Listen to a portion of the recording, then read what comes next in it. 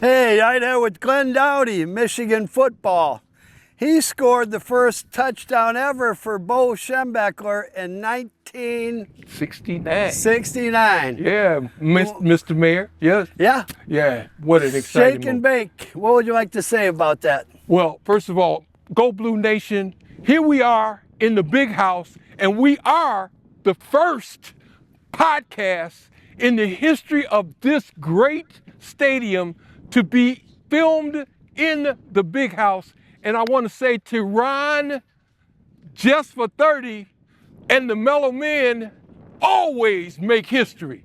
And ladies and gentlemen, I want to just show you one of the great moments in my life, scoring an 80-yard touchdown the first time I carried the rock against Vanderbilt for Bo's first win. And guess where it was, y'all? Right there. Shaking and baking in 69, doing fine at the Go Blue World. Yeah. I got nothing to say. That wraps it up. Glenn's awesome. He's organized everything we've done here today, and it's appreciated. Hey, man. The Super Bowl for the Mellow men.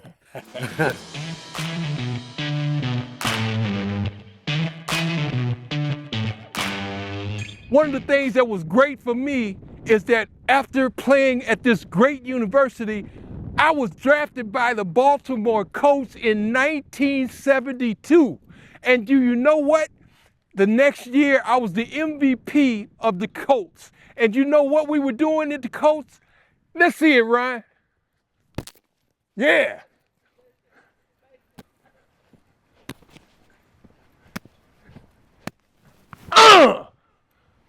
Yeah. Maybe the biggest running touchdown in the history of Michigan football. Touchdown Billy Taylor. That's right. Ohio State Buckeyes. You're losing 7-3. Yeah, Scored the touchdown, won the game 10-7. absolutely. I mean, it was a team effort. It was a perfectly blocked play. Somebody blocked. Was it the? Who was the fullback who took the block over? Fritz Seifert. Fritz. Seifert. Yeah, You Fritz came around here. came around here. I got the pitch. You almost stepped out of bounds. Almost. It was We stretched it out wide. okay. But everybody on the offensive line blocked down, Uh-huh. okay? And Fritz led me around the That corner. was a great block. Yeah. Was he a fullback? Yeah, That was a great. he made a took great you. block. Cross block. Even the quarterback threw a block, I think. Yeah, everybody did. It was a perfectly blocked play. I was not even touched. No, Got down, end zone. right in this end zone. My feet couldn't hit, I couldn't feel my feet touch the ground. That was And the amazing. crowd was the largest crowd ever at that time, ever assembled to watch a collegiate game anywhere in America. Against a team that was rated the greatest college football team in history. They had 11 All-Americans, 10 or 11. Rex Kern. Who was the defensive back killer? Jack Tatum. Jack Tatum. Yeah, they had, 10 or 11 All-Americans. Yeah. And our own papers, as I recall, I won't call the name of them, but local state papers, one of them had a headline, Michigan has 2 chances of winning, slim and none. And another Evidently, Slim showed up. and another headline was Michigan should just forfeit the game and save itself the embarrassment of playing these Buckeyes. Yeah. And it was all in magazines that this was the greatest collegiate team, talking about Ohio State, ever assembled Under Woody to Hayes. play a football game. Now you were So I right guess down this. the 1971 Michigan Wolverines, since we kicked their butt, was the greatest collegiate football team ever assembled. But yeah, I circled down. It was just amazing. The whole stadium, imagine 104,000 people screaming and yelling at the same time. Yeah. It was deafening. And millions watching on TV. It was deafening. It was definitely my greatest individual moment in sports. Well, Billy, you're a legend at Michigan, and a lot of people say that's the greatest touchdown ever here. That's right. And, Bob Ufer called it. and I'll step into the end zone. Taking it home. It's right over here. And at that point, I just threw up both hands. And when I did that, the crowd just erupted. Deafening. You couldn't hear anything, you couldn't feel anything. And people poured down out of the stands. It was just an awesome moment. Definitely my greatest individual moment in sports. Well, great job, Let's go Billy. blue. And thanks a lot again. Love you, buddy. Thank you. Appreciate you. I've got Tom Darden with me, superior All-American defensive back for the University of Michigan. That's right, Ron. Yeah, it's good to be back in Michigan Oh, Stadium. man, this is a pleasure beyond. You know where we're standing? When Tom sewed up that victory against Woody Hayes and Ohio State, this was the spot he caught. One of the most electric interceptions. Woody tore up the yard markers. And Tom, tell us what it was like. It was surreal, actually, Ryan. Yeah. I mean, I saw one of the receivers go across my face, and I think it was Don Lamka was the quarterback. He had rolled out. And, you know, back then, most of the quarterbacks couldn't roll out and throw the ball back over on the other side. So I really didn't have any fear that anything could go behind me. So that when the guy crossed my face, Don Lamka, crossed my face, I picked him up, and I saw the ball coming. I couldn't figure out what to do. And, you know, all of this is happening like this. Oh, instantaneous. Yes. So I said, I'm going to try to go for the ball. So I jumped over him, reached my hands in, and the ball stuck. When I rolled over, it was still in my hands. I showed it to the official. It was an interception. Yeah, and your teammates, we're going to show that video right now so everybody can watch it. But the teammates behind his D-backs and safety, they were jumping up and down like mad. That was it was one of the coolest. And then to see Woody Hayes over there tearing everything apart, you know. Well, he actually started over there. Yeah. Then came out on the middle of the field, jumped up and down on the middle of the field, tore the patch off of the official's chest. Did he? Oh yeah, he was irate. Ripped the yard marker. I saw that. I saw the video. He was pretty irate.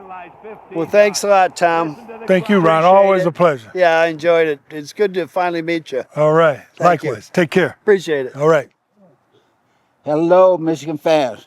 This is my frat brother, Mr. Martino Harmon. How you doing, brother? It's good to see you. Good, man. I feel honored to be here. I really feel honored because I am also the Vice President for Student Life at the University of Michigan. And what I do really is I inspire our staff that support our students outside of the classroom. We have 26 different departments, and my job is to make sure we have the resources, the support, and the vision to help Michigan students be successful. Go Blue!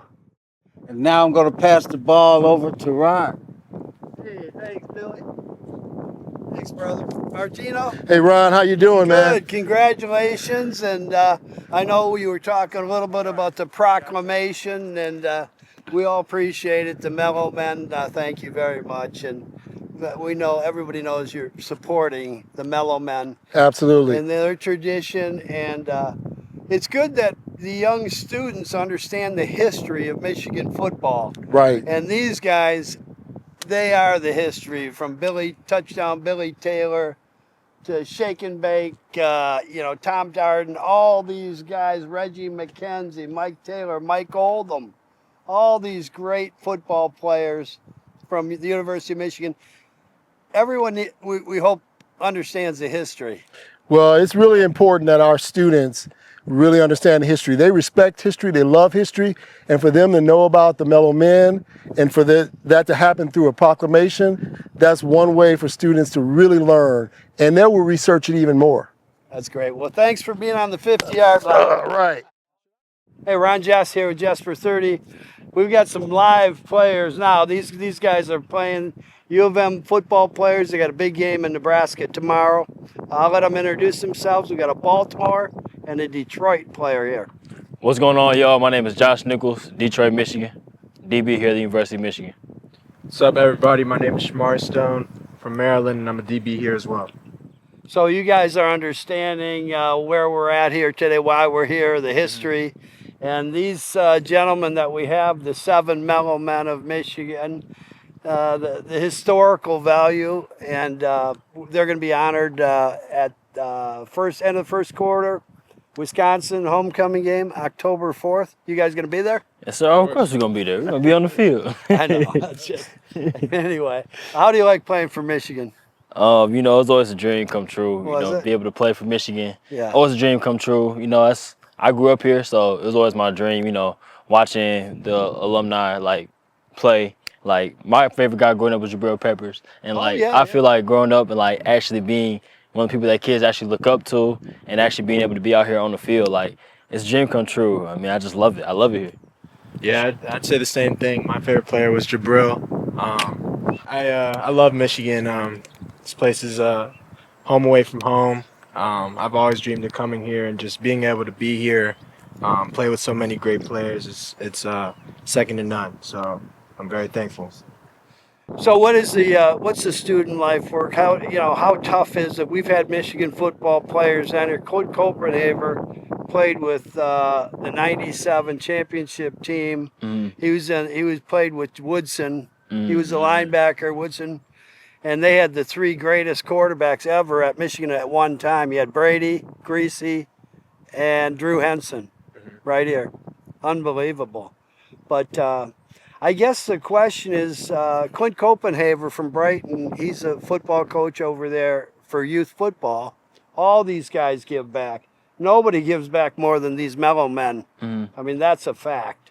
But what I'm saying is, he said it was hard to balance everything, the academics, the football, the schedule, right? Yeah, so the schedule is pretty bad, you know, but it's what we signed up for, you know. Again, it was like a dream come true to be here. So them 6:30 a.m., you just got to understand your why and why you wanted to come here. Like, your dream to come here was to go to the NFL. To go to the NFL, yes, it's going to be early mornings. It's going to be late nights, except for you don't have study hall no more. So that's going to be the plus, but I guess. But, yeah, man. So, yeah, the schedule is tedious. You know, it sucks some days, but you just got to know your why. You out here for your family. You out here for what you believe in, who helped you get here. You out here for everybody. Your dad, mom did so much for you growing up, at least for me. So, you know. All the players. Yeah. So you just got to understand. Can't say it better myself. I mean, it's an opportunity to be here. You have to make the most of it. And, I mean, if you have to do long nights, do early mornings, like that's why you came here. Like, you have to put your best foot forward and really make the best of your situation. So if that's what you have to do, that's what you have to do. And I mean, you get used to it. So yeah. It do suck though. It do suck. It do suck. Well, a lot of people are going to want to know, and I'm not getting personal, but the nil money. How does it affect the overall team as far as, you know, obviously the quarterback, he's 1 in a million, all right? I saw him play in high school twice last year. Oh, for real? Yeah, once against Catholic Central, once against Howell. And he's unbelievable quarterback. But how does that nil money, just in general terms, how does it affect you? Does it affect you guys? Yeah, so I mean, NIL is great. Without NIL, you know, you're not be able to afford the shoes my man got on. So like, Apple Watch, you know, I'm just playing. But nah, like with NIL money, it does. What about my watch? That's a nice watch. Bicycle. But now with NIL money, man. Shinola. You're allowed to afford things that like a lot of people aren't allowed to afford. I mean, I feel like it's a great way for us to make money as players because our schedules are so busy, like we talked about earlier. And, you know, so many people paved the way for this. For example, the Mellow Man, like, you know what I'm saying? So there's so many people who have wished they could get paid in college. So for us to be able to live out this dream and get paid for it, like it's a working job, I mean, that's great. That's the goal, honestly. Well, I'll get you, but when you mentioned the Mellow Men and how they did pave the way, it's just important for everybody to realize that there's that foundation, and these guys busted their butt, and this honor that they've got on homecoming is long overdue, and they certainly earned it. It's our Super Bowl. It's their Super Bowl. Oh, You already won a Super Bowl. Here's a good point about all of these guys, and it's what Michigan players and Michigan men do, how they were raised and taught, great parents. But the thing about them, they all have charities, they all have foundations, they all help the community after they leave Michigan. And 6 of these 7 played pro football, but they all help their communities.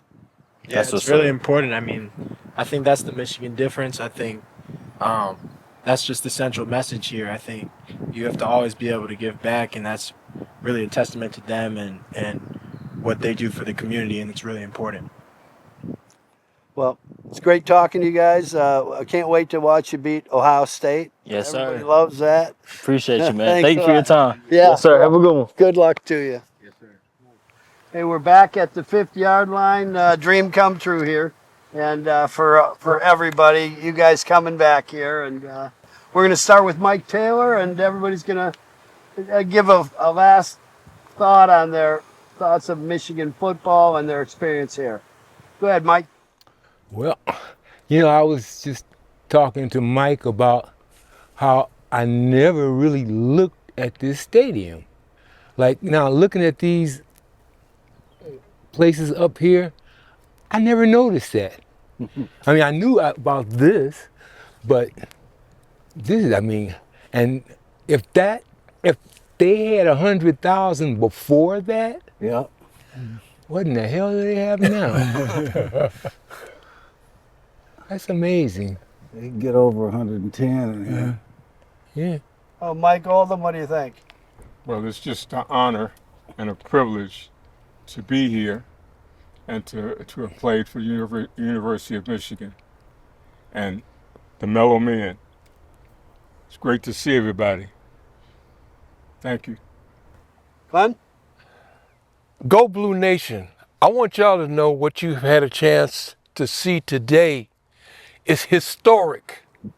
And when I say historic, that means that what you're seeing and what you have heard and looked at today has never been done before in the history of this great university. And today you're also seeing history made with regard to Jessfor30 and the partnership between the 7 historic Mellow Men, doing a podcast that talks about history being made by my brothers.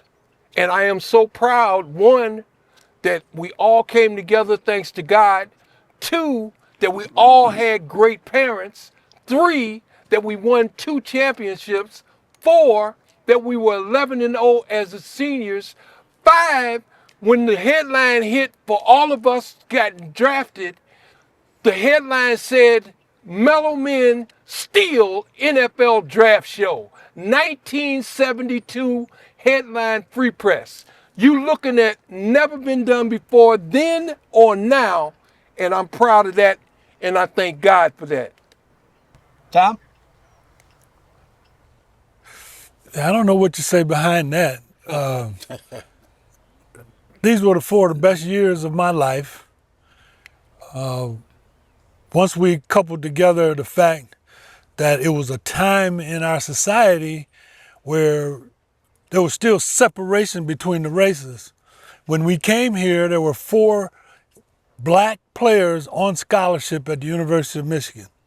The 7 of us turned that into where people didn't think about race.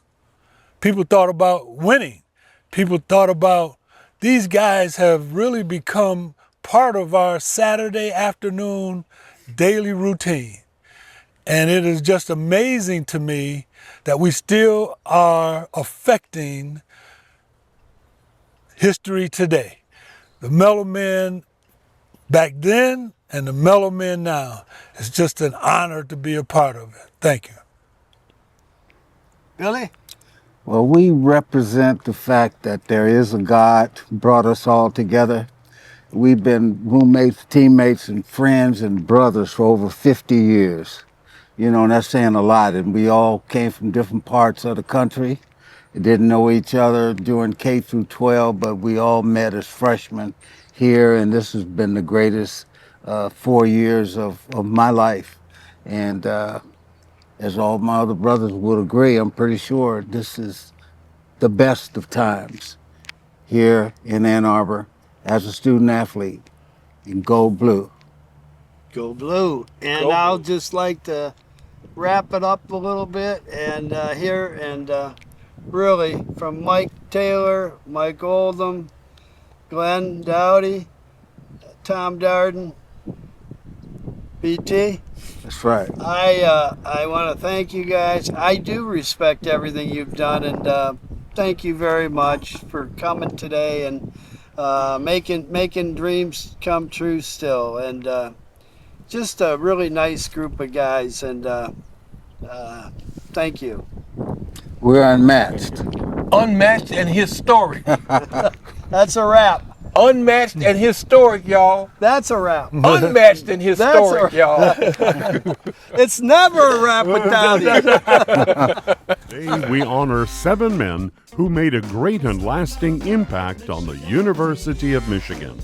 Known for their immense contributions on the field and in the community, the 7 Mellow Men of Michigan were an integral part of Michigan football under legendary coach Bo Schembechler. Their football efforts earned the Wolverines 2 Big Ten championships and appearances in the Rose Bowl, including an undefeated 11-0 season in 1971. Each of the 7 players graduated in 1972 and became community leaders, activists, NFL players, philanthropists, and trailblazers who had just as impactful of careers post-Michigan as they had during their time playing for the Maize and Blue. Earlier this year, City of Ann Arbor Mayor Christopher Taylor announced a special proclamation honoring these gridiron sons and the on-campus house at 1345 Geddes Avenue, where these 7 black football players lived from 1970 to 72, which was part of the largest collection of black athletes ever at the school on scholarship. Please welcome the historic Mellow Men of Michigan, along with Mayor Christopher Taylor. Number 42, Billy Taylor. Number 33, Mike Taylor. Number 35, Tom Darden. Number 84, Mike Oldham. Number 65, Reggie McKenzie. Number 22, Glenn Doughty. And also their deceased brother, number 94, Alden Butch Carpenter. We applaud all that you have done and continue to do as great ambassadors for the University of Michigan and Michigan football. You are champions on and off the field.